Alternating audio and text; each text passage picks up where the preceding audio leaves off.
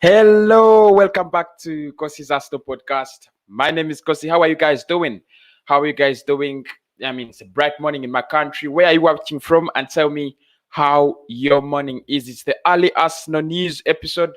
For today, it's not dropping like an upload. It's live. So smash the like button, 200 likes. Of course, that is our minimum as always. Please do smash the like button. Much appreciated. The love is appreciated. We're going to be talking about so many things. That's why I decided to come live instead of coming up with an upload. So many things to talk about. Thomas Tuchel and the Arsenal board. A lot of rumors in there. Man like Lamptey linked to Arsenal. What do you have to say about it? A couple of other stories around, but Gabriel Magalhaes is the main concern as to why I'm here, because according to reports confirmed yesterday, he has tested positive with COVID-19. Now, this is not the best of news for us, and I really don't take any pride in saying it, but we are going to be talking about that and what COVID-19 could actually mean for football, as many people think we are going to have a second lockdown, and we could have a second halt on football as well. Shall be talking about Arsenal Brighton, the manager's press conference, what he said, Emi Buendia talks, and 3 players to leave this January transfer window. But before we do that, smash the like button and subscribe to the channel. Remember, £100 is up for grabs. If we hit 20k, one person like this will actually win £100. You can convert in your country's currency and see how much that is. Of course, you have to comment, like, and subscribe so that you comment, so I can actually get to know your name. As simple as that. The other things can make themselves easy. So let's get into it. Especially Thomas Tuchel and Gabriel Magalhaes. There are stories I want to focus on today, and then the Brighton game as well. Smash the like button, please do. So let us start with Gabriel Magalhaes. He has, it has been confirmed that he has tested positive. Of course, I told you against Chelsea, he didn't play because he was in contact with one of the family members who are actually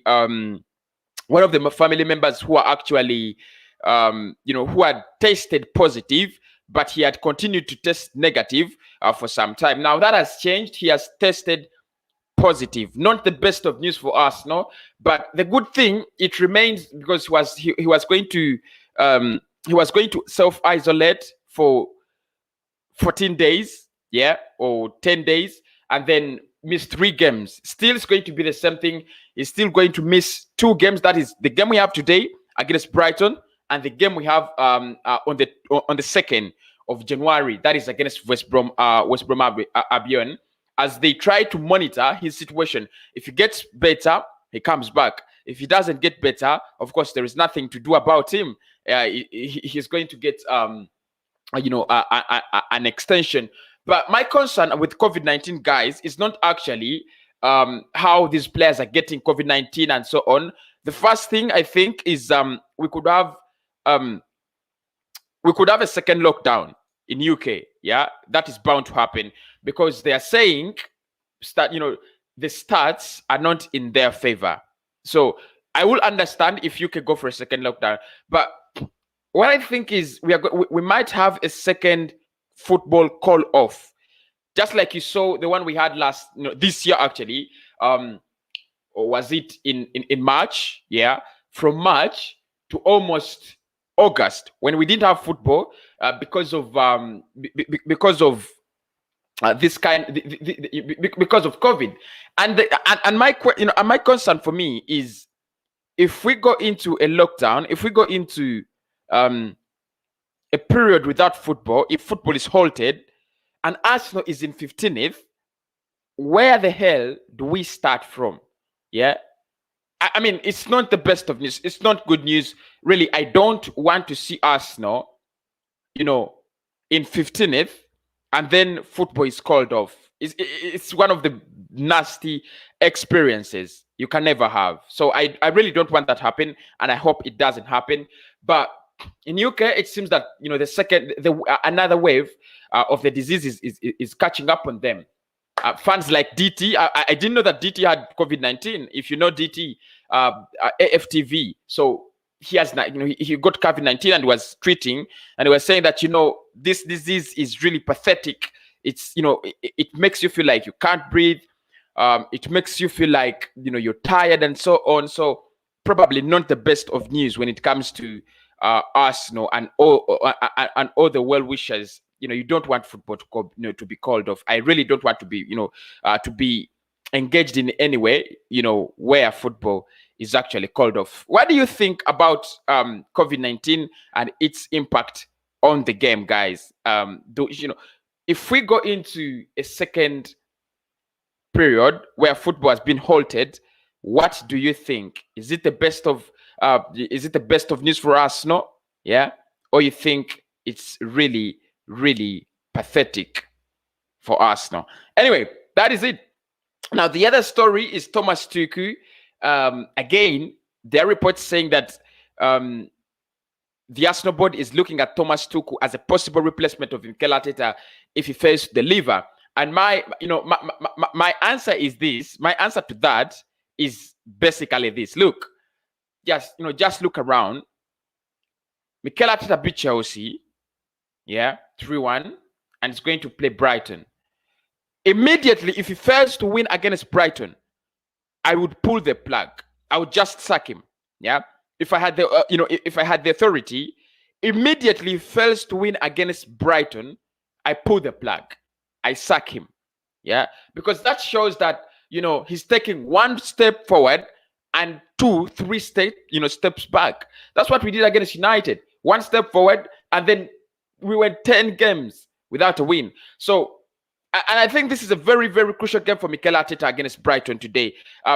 However much he's speaking his crap in press conferences and so on, he knows this is a very, very, very important game. He has to win it. Yeah, there is no way you're going to convince us that you're the right manager when you cannot get for us a run.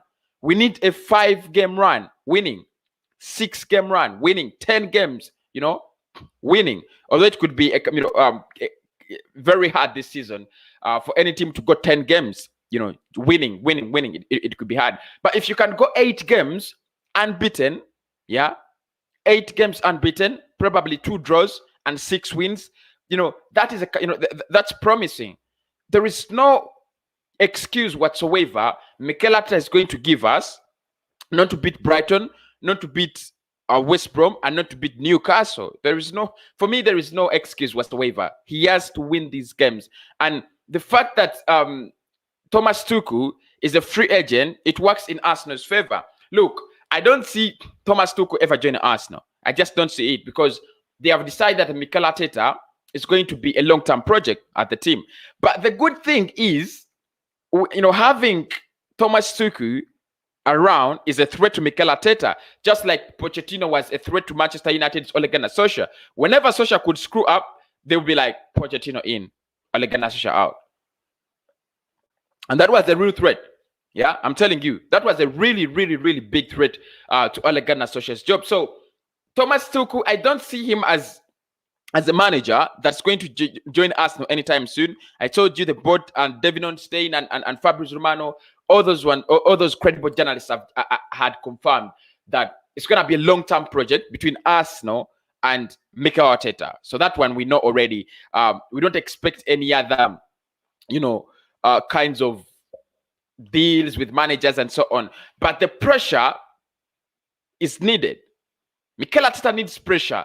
He needs to know that he's not comfortable on this job. And that's the biggest mistake Arsenal made. You make a manager, you transform someone from coach, to manager, and in less than a year. What do you expect them? They're gonna get, they're just going to get so much of comfortable. But I pray and I believe Arsenal can actually overcome, this winning drought. Of course, we beat Chelsea, but that means we have to start winning more games. Thomas Tuchel, I don't see him as a person who's going to join Arsenal. Those are still rumors, and I think they're trying to, create a situation for Mikel Arteta to realize that, you've got to pull your socks up. Then the other big story today is Diego Costa. I mean, I should say, I wonder why we are linked with Diego Costa, but it has confirmed. It is confirmed that he's going to leave Atletico Madrid in January for another club. Is he going to be a free agent? I don't know. But Fabrizio Romano said, yeah, he's going to leave. He's going to leave Atletico Madrid. And Arsenal have been monitoring his situation. Well, look. I'll talk more of this when I come with the transfer update at exactly, I think, if not 3, then 4 p.m. Yeah, with the transfer update when we talk about transfers. But again, Diego Costa to Arsenal, we need a backup striker. And for me, he can come to Arsenal and become one of those players that can, that start on a daily basis. If we get Diego Costa and we sell Alexander Lacazette, probably, I think it would be a very good replacement. The same age, almost the same age. And for me, I think there's still more goals in Diego Costa than there are in Alexander Lacazette. Yeah. So I'll take him. I'll take Diego Costa if it's a deal that's not actually giving, taking a lot of money. For example, if it's going to cost us around 5 million to sign him, maybe, and then he's going to get 100K for 2 years. Yeah, it's not a player I would give 4 years or 5 years or 3 years. You give him 2 years at 100K, 5 million. Probably, I can see him as a player who can get us more goals. Because that's one of our problem, and I think the experience he adds on that forward line is inevitably needed at Arsenal right now. So we should discuss more about Diego Costa when I find about the contract and why he's leaving Atletico Madrid. Of course, Madrid having Luis Suarez right now, he looks like the first option ahead of Diego Costa. And Costa, I think he still wants to play more football for the club itself there, Atletico Madrid, and in his career anyway. I'll talk about Lamptey linked with Arsenal again. Look, Lamptey is a good player. He's been linked with Arsenal though. Don't get me wrong. He's been linked with Arsenal. Right back for Brighton and Hove.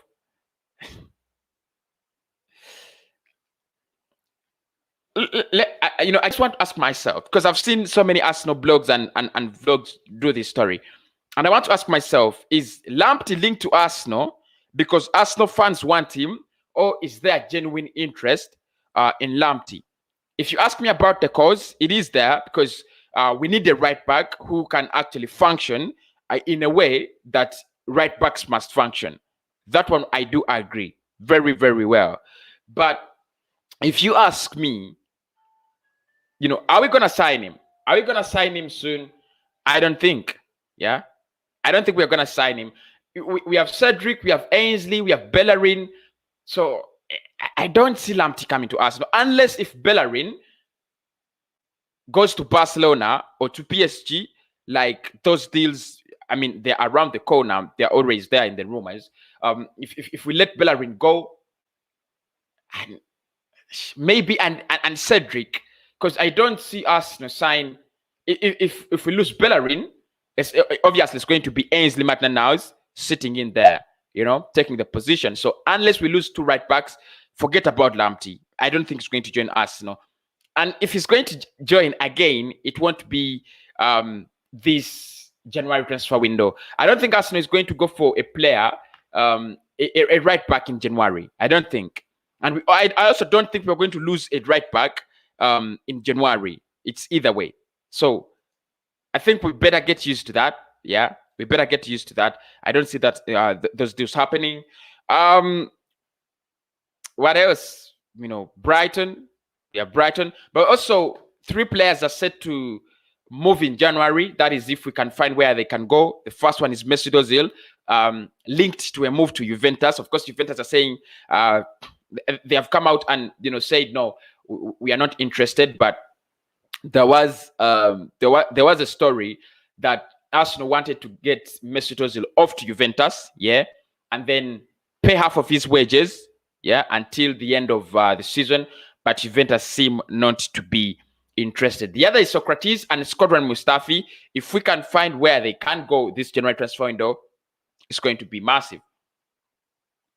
The leave, and of course, Arteta has already been told by the board, and of course, even if he wasn't told, we knew this. We have to let some players off before we can actually think about bringing in more players. That is a fact. That is a fact. So 3 players could leave this January transfer window: Socrates, Mustafi, and Mesut Ozil. We shall wait to see, because we are only 2 days away from the January transfer window. So I need to keep calm. That's why I don't want to rush with these stories. I have a whole month to discuss transfers, basically transfers and football, if it will be there. So the biggest headline today is, I think, Arsenal versus Brighton. And look, I've already said it, and I've said it, and I'll say it again. It's a game we need to win. It's a game that is very, very crucial to our season.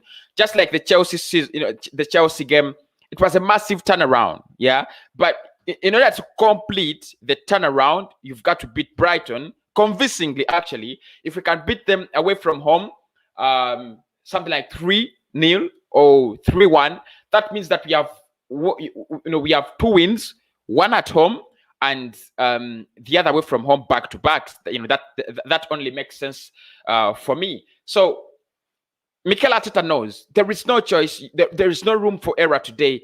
It's either Arsenal beat Brighton or Arsenal beat Brighton. No room for error. We should know that. 3 key players are missing. Willian is missing. David Luiz is missing, and Gabriel Magalhaes is missing. Willian and David Luiz are actually not positive with COVID-19, like some people have been saying. No, they're not positive. They're not tested positive, but they are continuing to show signs of signs and symptoms. But when they take the tests, they are actually negative. So they have started outdoor training, but they are not yet back in camp. So I don't expect to see them. But my opinion about this game is we need to see the same lineup that we saw against Chelsea, because I don't think there's an awful player there. Like, if he decides to bring Ainsley instead of Bellerin, I'll be fuming. Not because I like Bellerin, and not because I was so much impressed with his performance, but I think it's high time we get a consistent lineup. Yeah, if he wants to use Bellerin, let him use Bellerin, because I think we don't have a way out. Yeah, we don't have a way out of this. So if he wants to use Bellerin, let us just let him use Bellerin, and that is it. Maybe El Neni. I was not so much impressed with Mohamed El Neni, and I would introduce Dani Ceballos. Why? I know you're gonna tell me because he's shit. Yeah, I understand. But all those players in the midfield are total crap and shit. But the reason as to why I want to introduce Ceballos is I don't think Brighton are going to play this kind of game where they are open like Chelsea, because what made it easy for us to beat Chelsea, make the runs and create those chances, is they played an open game. And if you look at Brighton, they look like underdogs. They are going to come to play the low block, wait for us, take us on the break. Players like Neil Maupay, there are players like Neil Maupay, very good on the break. So that's going to be their strategy. That means that we need to unlock their defense. They're going to be locked up. Of course, we have seen a couple of clubs do this. I told you last time, I don't know how Liverpool didn't win against West Brom. They had a 79% ball possession and an 88% passing accuracy. Yeah, but they created so many chances and only utilized one. Defensively, West Brom were very disciplined, and I expect Brighton to be to do the same. They have not lost a game in their last 3. They have not won in their last 5. So it's 50-50. We can beat them, I know, but we need to work, a little bit more. If we bring the same game strategy against Chelsea, we shall not win.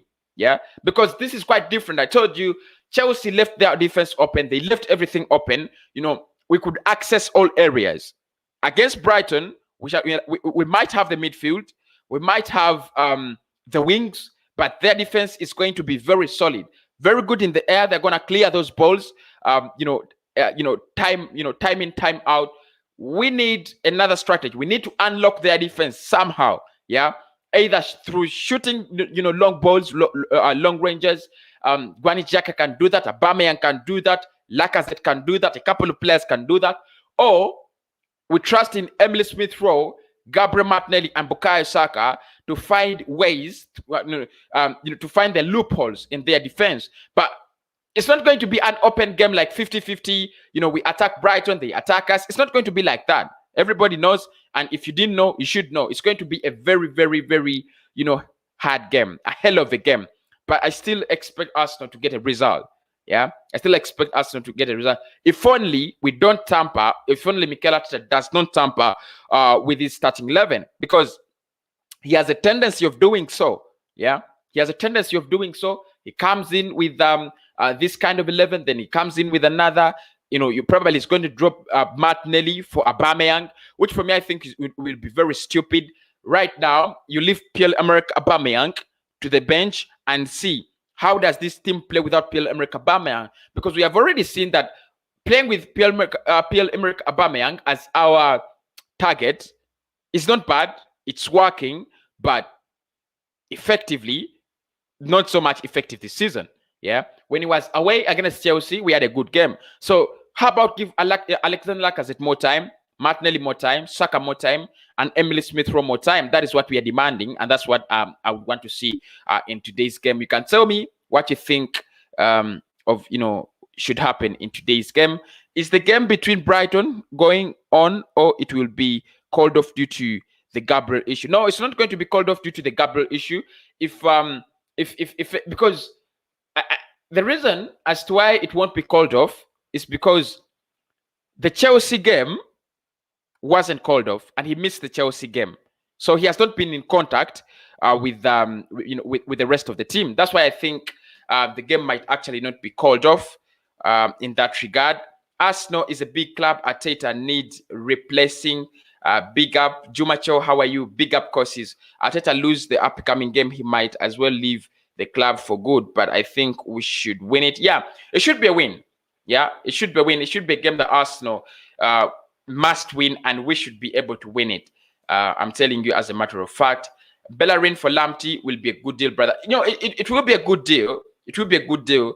But my question is it a deal that the side as Arsenal are willing to do, or it is a deal that Arsenal fans love to see?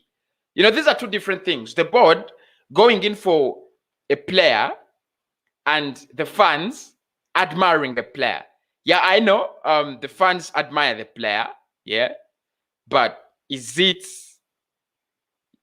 the intention of Arsenal to go for Lamptey? I don't see intention for Arsenal to go for Lamptey, yeah, because he has been almost one of the best right backs in the league, and Arsenal have a problem in the right back. Of course, he has had a couple of good performances. I can see where the links come from, but I don't see Arsenal going for Lamptey. I just don't see it. I've told you, unless we lose two of our right backs, either Cedric and Bellerin leave, then we can think about another right back. You remember, we've been linked with Max Aarons, and everybody thought, probably Arsenal could go for Max Aarons. We never did, and I never expected Arsenal to go for Max Aarons. Now it's going to be Lamptey, yeah? So, no, I'm not really convinced that we shall actually go for him. I'm not really convinced unless otherwise, yeah? Unless otherwise. But guys, thank you so much for joining me for the morning update. That is it. That is it for the morning update. I'll come back with the transfer update as well. Hope you guys have yourselves a nice day.